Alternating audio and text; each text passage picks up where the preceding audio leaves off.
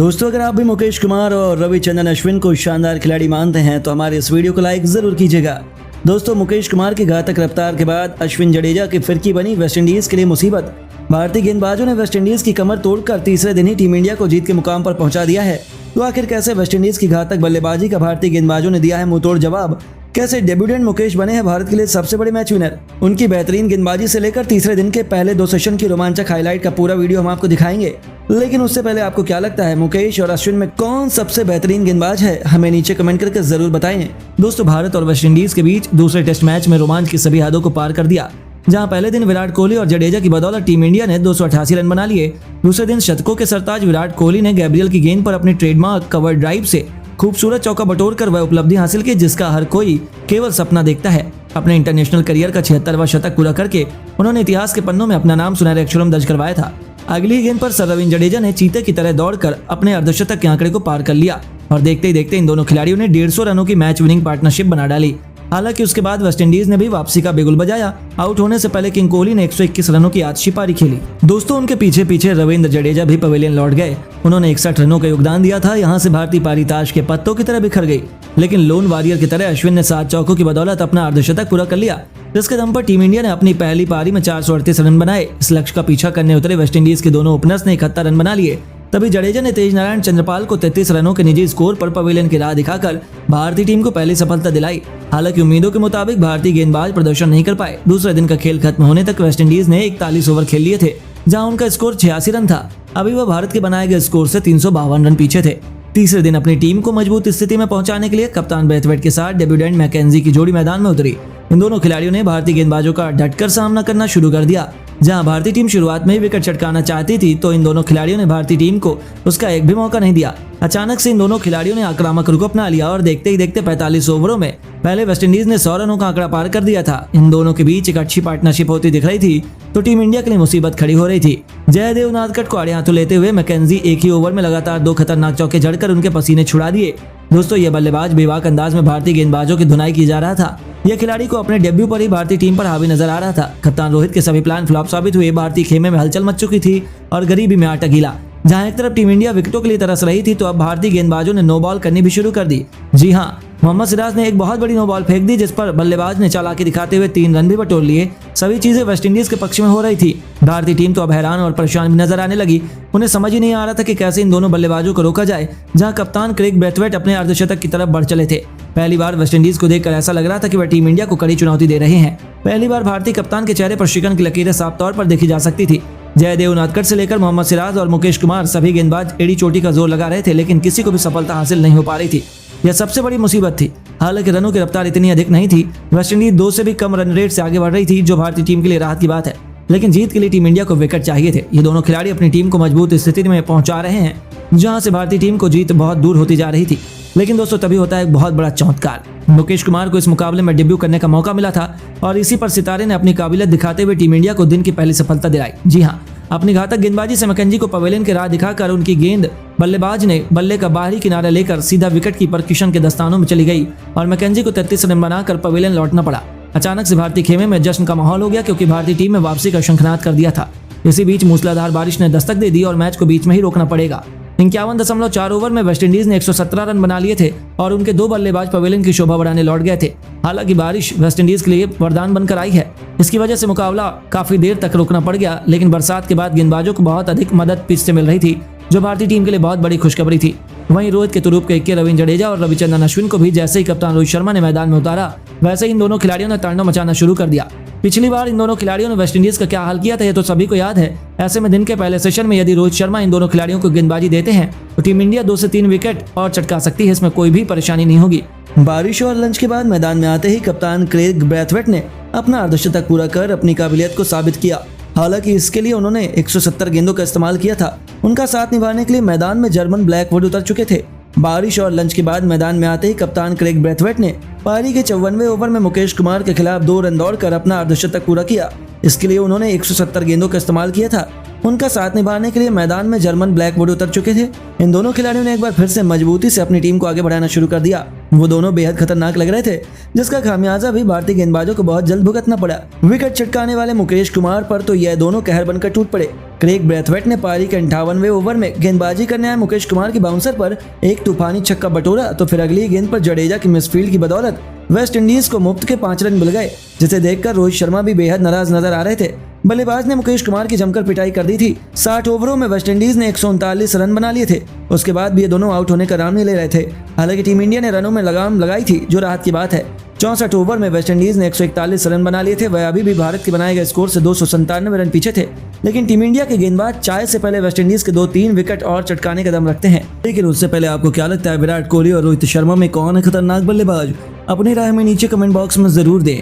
दोस्तों, भारत और West Indies के बीच दूसरा टेस्ट मुकाबला क्वींस पार्क ओवल स्टेडियम पर खेला जा रहा है, जहां पर इस मुकाबले में वेस्ट इंडीज की टीम ने टॉस जीतकर पहले गेंदबाजी करते हुए भारत को बल्लेबाजी करने के लिए बुलाया। इस दौरान भारतीय टीम ने पहले दिन की समाप्ति तक 288 रन 4 विकेट के नुकसान पर बना दिए, जहां पर यशस्वी जायसवाल ने 57 और रोहित शर्मा ने 80 रन की पारी खेली।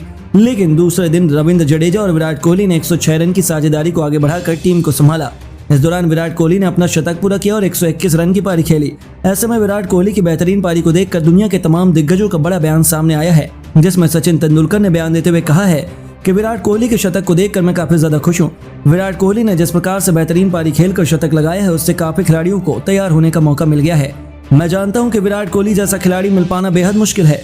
इसके अलावा उन्होंने आगे बयान देते हुए कहा है कि विराट कोहली ने इस मुकाबले के अंदर तूफानी बल्लेबाजी करते हुए एक बात स्पष्ट कर दी है कि उनके सामने अगर कोई रिकॉर्ड है तो उसका टूटना लाजमी है।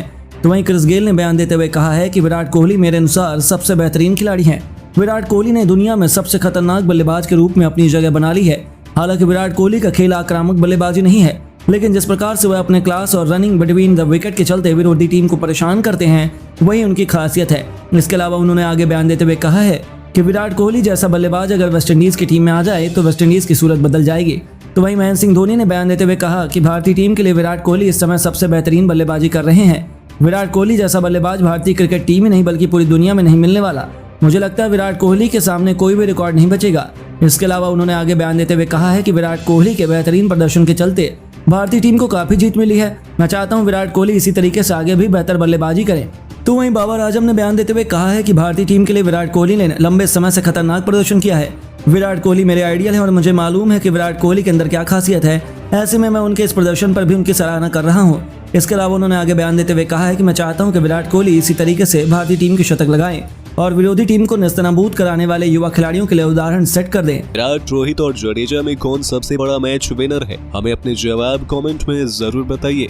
दोस्तों, भारत और वेस्टइंडीज के बीच क्वींस पार्क ओवल में खेले जा रहे दूसरे टेस्ट मैच में रोमांच ने अपनी सारी हदों को पार कर दिया है। जहां वेस्टइंडीज का आत्मसम्मान दांव पर लगा हुआ था, तो वहीं टीम इंडिया ने एक बार फिर बताया कि आखिर क्यों वो दुनिया की सबसे घातक टीम है। पहले रोहित ने 80 रनों की पारी खेलकर उनके गेंदबाजों को जमकर धोया। यशस्वी जायसवाल ने भी तूफानी अर्धशतक पूरा किया। उन दोनों के बीच 122 रनों की शतकीय पार्टनरशिप ने भारतीय टीम को धाकर शुरुआत दिलाई। हालांकि उसके बाद वेस्टइंडीज ने भी वापसी का शंखनाद किया और उन्होंने एक के बाद एक यशस्वी तो फिर गिल और कप्तान रोहित शर्मा को भी पवेलियन की राह दिखाए। यहाँ तक कि रहाणे भी कुछ नहीं कर सके। जब ऐसा लगा था कि भारतीय टीम मुसीबतों के दलदल में फंस चुकी है, तब टीम इंडिया की बैकबोन किंग कोहली ने एक बार फिर हमारी लाज बचाई। जी हाँ दोस्तों, जब विराट कोहली ने मोर्चा संभाला तब गेंदबाजों की शामत ही आ गई थी। पहले दिन का खेल खत्म होने तक उन्होंने रविंद्र जडेजा के साथ मिलकर शतकीय पार्टनरशिप निभाई थी। तो जाने से पहले उन्होंने दिन का खेल खत्म होने तक 8 बेहतरीन चौके की बदौलत 87 रनों की आतिशी पारी खेले, जिसके दम पर टीम इंडिया 84 ओवरों में 288 रन बनाए थे। रविंद्र जडेजा 36 रन बनाकर उनका बखूबी साथ निभा रहे थे, जिसे देखकर ही अंदाजा हो गया था कि दूसरे दिन वेस्टइंडीज की शामत आने वाली है। और ऐसा ही कुछ नजारा हमें देखने को मिला। हालांकि इन दोनों खिलाड़ियों ने ज्यादा आक्रामक शुरुआत नहीं की। दोनों सूझबूझ कर अपनी पारी को आगे बढ़ा रहे थे, क्योंकि बीच से गेंदबाजों को अच्छी खासी मदद मिल रही थी। वहीं विराट भी अपने शतक के बेहद करीब थे। देखते ही देखते इन दोनों खिलाड़ियों ने कब टीम इंडिया को 300 रनों के पार पहुंचा दिया, पता ही नहीं चला। आपको बता दें, पारी के 87वें ओवर में टीम इंडिया ने 300 रनों का आंकड़ा छुआ। वेस्टइंडीज की गेंदबाज विकेट चटकाने के लिए एडी चोटी का जोर लगा रहे थे। दोनों तरफ से कातिलाना गेंदबाजी हो रही थी, जिनका ठोस जवाब दोनों बल्लेबाजों के पास मौजूद नहीं था। लेकिन ये दोनों मैदान मैदान में चट्टान की तरह डटे हुए थे, जिनसे पार पाना वेस्ट इंडीज के बस की बात नहीं हो रही थी। इन दोनों को आउट करने के उनके सभी प्लान पर उन्होंने पानी फेर दिया था। 90 ओवरों का खेल समाप्त हो चुका था, जिसमें भारतीय टीम ने 310 रन बना लिए थे। भारतीय पारी लगभग 3.5 के रन रेट से आगे बढ़ रही थी, जो उतना अधिक नहीं है, यानी कि वेस्ट इंडीज की वापसी साफ तौर पर देखी जा सकती थी। लेकिन जब विराट का बल्ला चलता है तब उनके सामने हर कोई नतमस्तक होता है। आखिरकार लंबे इंतजार के बाद वो दौर आ चुका था। शतकों के सरताज विराट कोहली ने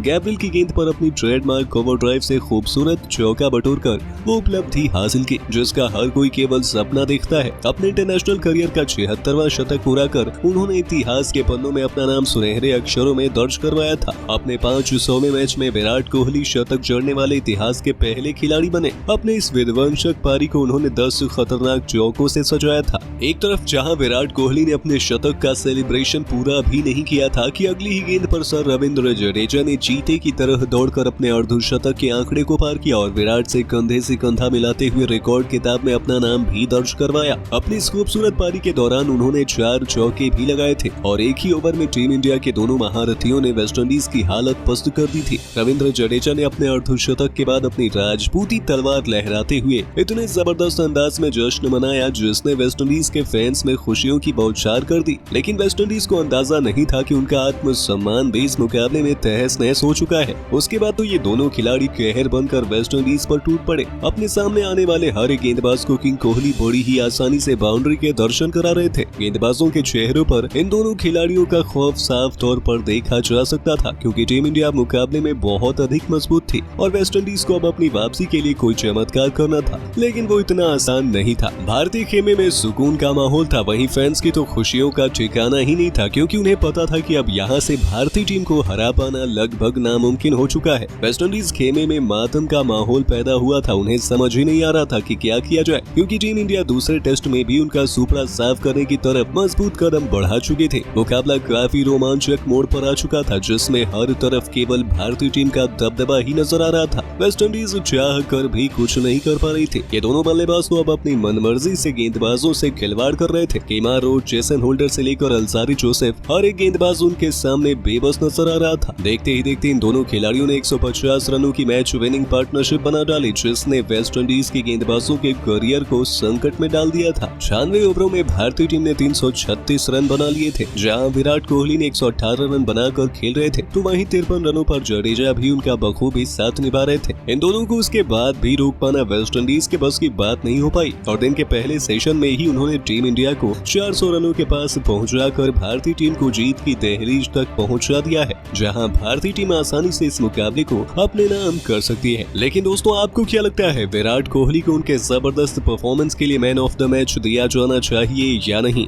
हमें अपने जवाब कमेंट में जरूर बताइए और ऐसे ही शानदार खबरों के लिए सब्सक्राइब कर लीजिए हमारे YouTube चैनल को।